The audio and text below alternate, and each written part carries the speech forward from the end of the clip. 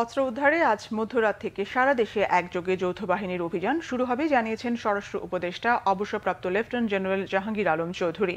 সচিবালয় আইন শৃঙ্খলা সংক্রান্ত উপদেষ্টা কমিটির সভা শেষে ব্রিফিংয়ে তিনি বলেন, মাদকের গডফাদারদের ধরতেও চালানো হবে অভিযান। এদিকে স্বরাষ্ট্র মন্ত্রণালয়ের পক্ষে সতর্কীকরণ বিজ্ঞপ্তিতে জানানো হয়, সাম্প্রতিক সময়ে জননিরাপত্তা বিঘ্নকারী কার্যকলাপের সঙ্গে জড়িতদের বিরুদ্ধেও ব্যবস্থা নেওয়া হবে। চলবে অভিযান।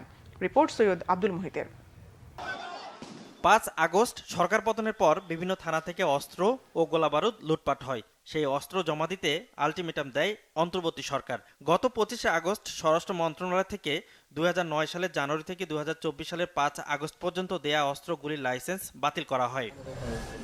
মহানগর এলাকায় পুলিশ কমিশনার, জেলা পর্যায়ে পুলিশ সুপারের নেতৃত্বে সশস্ত্র বাহিনী, বিজিবি, কোস্টগার্ড, পুলিশ, র্যাব ও আনসার সদস্যদের সাথে যৌথ অভিযানে থাকছেন গোয়েন্দা সংস্থার সদস্যরাও।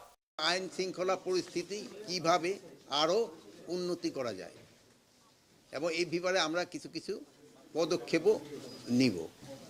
তারপরে আপনারা সবাই জানেন যে আজ কিন্তু শেষ হয়ে যাচ্ছে অবৈধ বা বৈধ সব অস্ত্র জমা দেওয়ার শেষ তারিখ।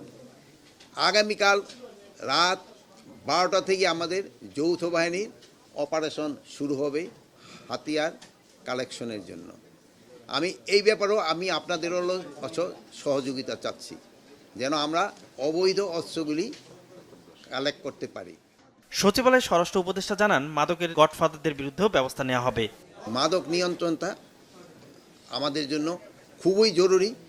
এই জন্য আমরা বিভিন্ন ধরনের পদক্ষেপ নিতে যাচ্ছি, যেন এটা নিয়ন্ত্রণের ভিতরে চলে আসে এবং মাদকের গডফাদারদের যেন আমরা আইনের আওতায় আনতে পারি। আসন্ন দুর্গাপূজার নির্বিঘ্ন পালন করতে সর্বোচ্চ সতর্ক থাকবে আইন শৃঙ্খলা বাহিনী। পূজাটা যেন সুষ্ঠুভাবে হতে পারে।